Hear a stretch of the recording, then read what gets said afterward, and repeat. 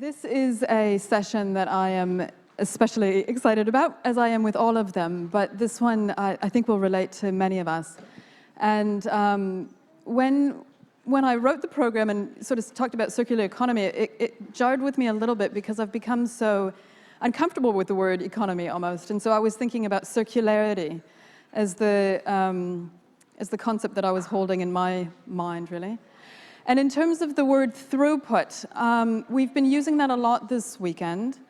And I just want to emphasize again that it is an important word. I think for us all to understand that concept of extracting and taking from nature what moves through the economy and then is dumped again into the environment as waste. That's what we're talking about when we talk about throughput.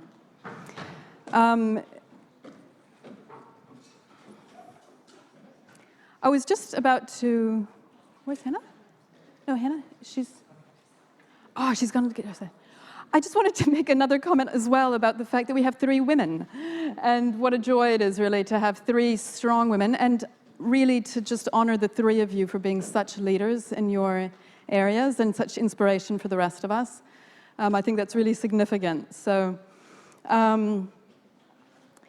The other thing I wanted to mention is that in degrowth we talk a lot about planned obsolescence and the difficulty of that, the real issue, the problem of that. I've also recently become aware of the term apparent obsolescence. So I would just encourage us all to think about what that might mean when we have the impression that something is obsolete but may not be. And finally, I'll mention later in our discussion point, I do want to talk about tiny houses a little bit as well, when we talk about the housing crisis and what a potential solution tiny houses can be. But instead, I'll move on to introduce our first speaker and save that for later.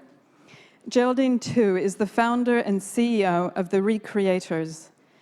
Ger Tu is passionate about the environment, human rights, and creative entrepreneurship. Driven by a deep-rooted belief in the power of collaboration, and with unwavering enthusiasm, she endeavours to grow the upcycling movement to a wide audience in New Zealand.